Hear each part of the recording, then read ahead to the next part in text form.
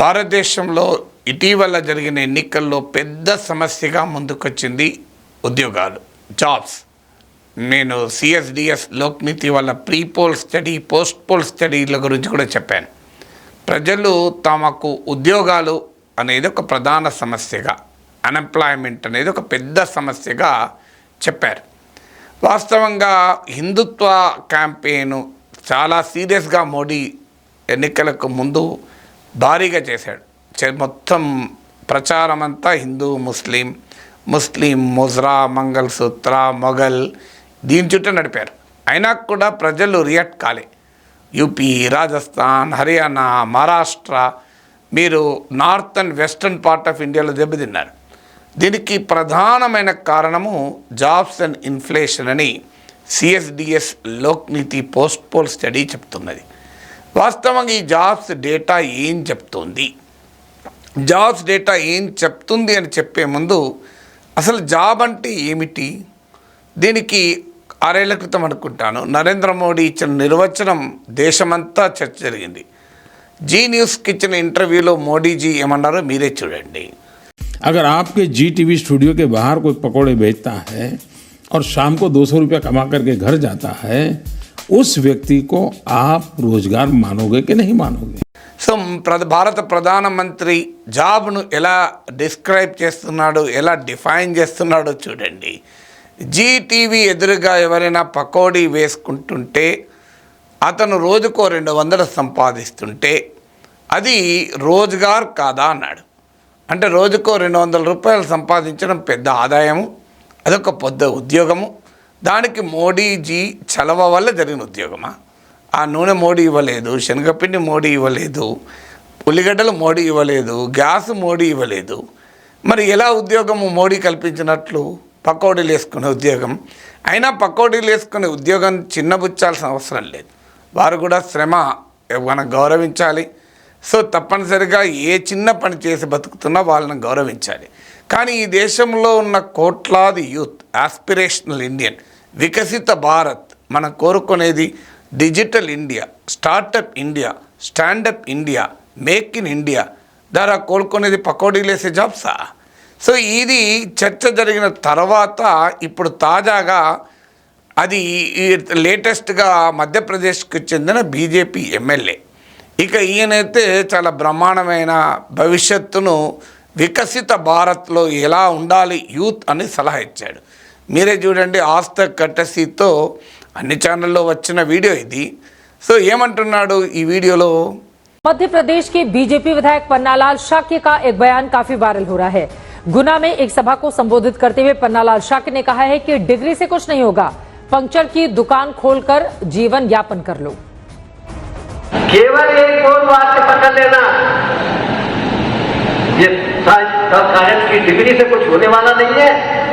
Motorcycle की puncture की दुकान खोल लेना, जिससे कम से कम अपनी जीवन यापन चलता है। ఈ వీడియోలో ఏం చెప్తున్నాడు? మీరు డిగ్రీలు చేస్తే ఉపయోగం ఏం లేదు, మోటార్ సైకిల్ పంక్చర్ షాపులు పెట్టుకోమని చెప్తున్నాడు. సో మోటార్ సైకిల్ పంక్చర్ షాపులు పెట్టుకుంటే మనము వికసిత భారతదేశంగా మారిపోతాం, డెవలప్డ్ ఇండియాగా మారిపోతాం. మన standup India, startup India, make in India, digital India. అసలు ఏం మాట్లాడుతున్నాం మనం? అంటే ఇదేనా పంక్చర్ షాప్లో పెట్టుకోవడమేనా నిర్వచనం? పంక్చర్ షాప్ పెట్టుకునేవారు మనం గౌరవిస్తాం, అనుమానమే లేదు. కానీ పకోడీలు అమ్ముకోవటానికి, పంక్చర్ షాపులు పెట్టుకోవటానికి వికసిత భారతదేశం అవసరం లేదు. ఇప్పుడున్న భారతదేశం సరిపోతుంది, ఇంతకన్నా ఇంకెనక్కిపోయిన భారతదేశం కూడా సరిపోతుంది. మరి 6 ఏళ్ల క్రితం మోడీజీ అన్నాడు, 6 ఏళ్ల తర్వాత ఆయన ఎమ్మెల్యే కూడా అదే చెప్తున్నాడు. సో మైండ్ సెట్లో ఎక్కడ మార్పు లేదు, మీరు గమనించండి. అదేదో పొరపాటున ఏదో అన్నారు అన్నది కాదు. That is the mind set of the rulers. పాలకుల మైండ్ సెట్ ఏంటంటే పకోడీలు అమ్ముకోవడం, మీరు పంక్చర్ షాపులు పెట్టుకోవడమే ఎంప్లాయ్మెంట్. అందువల్ల ఇవాళ ఎంప్లాయ్మెంట్ అనేది ఒక పెద్ద సమస్యగా వస్తుంది. రిజర్వ్ బ్యాంక్ ఆఫ్ ఇండియా తాజా డేటా ఏం చెప్తుందంటే 2024లో 4.67 crore జాబ్స్ క్రియేట్ చేశాం. ఇది ఒక రికార్డ్ స్థాయి అని చెప్తున్నారు. మీరు చూడండి, ఇక్కడ పీయూష్ గోయల్ కేంద్ర మంత్రి ఆర్బీఐ నివేదికను ఉటంకిస్తూ ఏమంటున్నాడు మీరు చూడండి. కల్ रिजर्व बैंक ऑफ इंडिया ने भारत में नए रोजगार के सृजन के बारे में जो रिपोर्ट निकाली है वो दर्शाता है कि प्रधानमंत्री नरेंद्र मोदी जी के नेतृत्व में कैसे भारत तेजी से नया रोजगार, नए काम के अवसर हमारे युवा युवतियों के लिए उपलब्ध करने में सफल हुआ है। 1981-82 के बाद पहली बार लगभग 2.5 गुना ज्यादा नौकरियां पिछले वर्ष उपलब्ध हुई।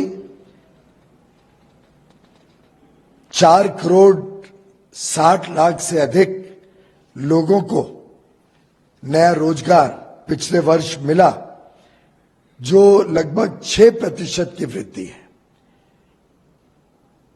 इसके पहले 2022-23 में जो बेरोजगारी का आंकड़ा है ये 3.2%, यानी बहुत ही कम बेरोजगारी पर देश का माहौल था और एक भ्रम फैलाने की जो कोशिश होती है कि लोगों को नौकरी नहीं मिलती, लोगों को काम नहीं मिलता, जिसका आधार शायद सरकारी नौकरी हो सकती है, लेकिन पूरे अर्थव्यवस्था में काम के अवसर, रोजगार के अवसर इतनी बड़ी संख्या में उपलब्ध कराए गए हैं गत 10 वर्षों में।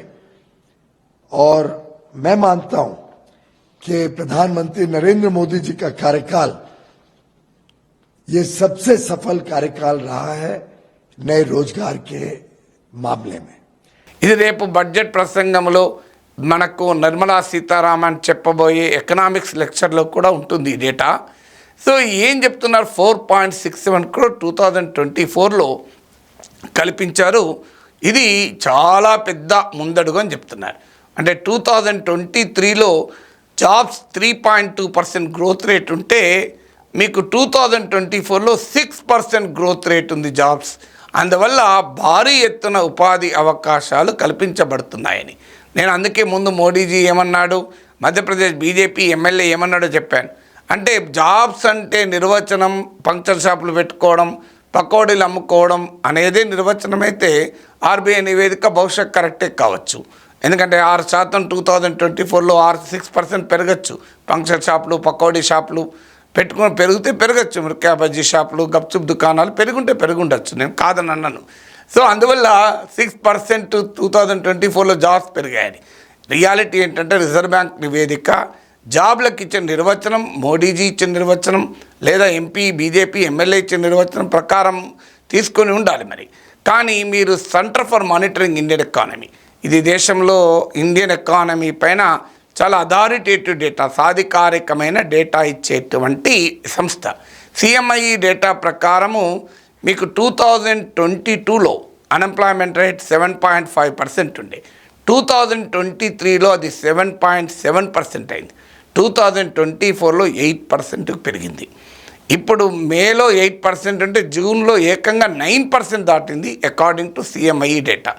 అంటే అన్ఎంప్లాయ్మెంట్ రేట్ గణనీయంగా పెరుగుతుంది. అన్ఎంప్లాయ్మెంట్ రేట్ ఇదొకటే కాదు, మీకు బ్లూంబర్గ్ డేటా, బ్లూంబర్గ్ కూడా ఇంటర్నేషనల్గా చాలా రిపీటెడ్ ఏజెన్సీ. నేను అందుకే మీకు ఆర్బీఐ అఫీషియల్ డేటా అయితే మీకు సిఎంఐ డేటా, బ్లూంబర్గ్ డేటా కూడా ఇస్తున్నాను. బ్లూంబర్గ్ డేటా ప్రకారము భారతదేశంలో క్వాలిటీ ఆఫ్ జాబ్స్ ఒక ప్రధానమైన సమస్య. జాబ్స్ దొరకడం ఒక సమస్య కాదు, క్వాలిటీ ఆఫ్ జాబ్స్. వ్యవసాయ రంగంలోనే ఇప్పటికీ 46% మంది భారత ప్రజలు జీవనోపాధి పొందుతున్నారు, 46%. మనందరికీ తెలుసు అగ్రికల్చర్ నేషనల్ జీడిపిలో నాట్ ఈవెన్ 20%, 14-15 బిలో 20% ఉంటుంది. అంటే దేశ జనాభాలో సగం మంది కేవలం 20% ఆదాయాన్ని మాత్రమే వాటాగా పొందుతున్నారు. అంటే ఎంత లో లెవెల్ ఆఫ్ రెమ్యూనరేటివ్ ఉపాధి దీన్ని బట్టి అర్థమవుతుంది. మ్యానుఫ్యాక్చరింగ్లో కేవలం 11.4%. మ్యానుఫ్యాక్చరింగ్ దేశ జీడిపిలో కూడా 15%. మీరు సౌత్ కొరియా చూడండి, సింగపూర్ చూడండి, తైవాన్ చూడండి, చైనా చూడండి, ఇవన్నీ కూడా ప్రపంచంలో బలమైన ఆర్థిక వ్యవస్థలుగా ఎమర్జ్ కావటానికి కారణం మ్యానుఫ్యాక్చరింగ్. చైనా గ్లోబల్ ఫ్యాక్టరీగా ఎమర్జ్ అయింది. మీకు జపాన్ కావచ్చు, సౌత్ కొరియా కావచ్చు, సింగపూర్ కావచ్చు, ఏషియన్ ఎకనామిక్ టైగర్స్గా ఎమర్జ్ అయింది. మ్యానుఫ్యాక్చరింగ్ సెక్టార్ బాగా అభివృద్ధి. కానీ మన దేశంలో మ్యానుఫ్యాక్చరింగ్ జీడిపిలో 15%, ఎంప్లాయ్మెంట్లో కేవలం 11.4%. ఇక ఇటీవల కాలంలో వచ్చిన మరో పెద్ద మార్పు అంటే ఫార్మల్ జాబ్స్ తగ్గిపోతున్నాయి, ఇన్ఫార్మల్ అండ్ అనార్గనైజ్ సెక్టార్లో జాబ్స్ పెరుగుతున్నాయి. ఇదే బ్లూంబర్గ్ రిపోర్ట్ ప్రకారం మీకు ఫార్మల్ జాబ్స్ 25.7% మాత్రమే. అంటే దేశంలో కల్పించబడుతున్న మొత్తం ఎంప్లాయ్మెంట్లో కేవలం 25.7% మాత్రమే ఫార్మల్ ఎంప్లాయ్మెంట్గా క్రియేట్ అవుతుంది. ఇది లాస్ట్ 18 ఇయర్స్లో లోయెస్ట్ అని చెప్పి మనకు బ్లూంబర్గ్ రిపోర్ట్ చెప్తుంది. మరీ ముఖ్యంగా డిమానిటైజేషన్తో ఈ ప్రక్రియ మొదలైంది. సో డిమానిటైజేషన్ తర్వాత జిఎస్టీ, తర్వాత పాండమిక్, వరుసగా ఈ 3. ఇందులో పాండమిక్ అనేది ప్రభుత్వ వైపరీత్యం కాదు, కానీ మిగతా 2 డిమానిటైజేషను ప్లస్ మీకు జిఎస్టీ ప్రభుత్వ విధానాల వల్ల సృష్టించబడిన వైపరీత్యం. వీటి వల్ల ఫార్మల్ సెక్టార్ పెరిగింది, ఇన్ఫార్మల్ సెక్టార్ పూర్తిగా దెబ్బతిన్నది. ఫలితంగా ఫార్మల్ సెక్టార్ అనేది ఎకానమీలో డామినెంట్ రోల్ ప్లే చేస్తుంది, కానీ ఫార్మల్ సెక్టార్లో ఎంప్లాయ్మెంట్ మాత్రం తక్కువ. అంటే అందువల్ల ఒక మిస్ మ్యాచ్, ఇన్కమ్ ఇన్ఈక్వాలిటీ దేశంలో పెరగటానికి కారణమైంది. అందువల్ల ఇలా బ్లూంబర్గ్ రిపోర్ట్ తీసుకున్నా మనకి తెలియజేస్తుంది, సిఎంఐ రిపోర్ట్ తెలియజేసింది కూడా లో క్వాలిటీ జాబ్స్. అయినా ఆర్బీఐ చెప్పినట్లు బాగా ఉపాధి అవకాశాలు దేశంలో పెరుగుతున్నాయి. ఎలాంటివి పెరుగుతున్నాయంటే మోడీజీ చెప్పిన పకోడీ షాపులు, Guna MP MLA BJP MLA చెప్పిన పంక్చర్ షాపుల రూపంలో భారీగా జాబ్స్ పెరుగుతున్నాయి. భారతదేశ ప్రజలు ఆస్పిరేషనల్ ఇండియన్ ఇలాంటి జాబ్స్ కోరుకుంటే డెఫినెట్గా ప్రభుత్వం ఇస్తున్న డేటా బట్టి మనం ఆనందాన్ని వ్యక్తం చేయాలి.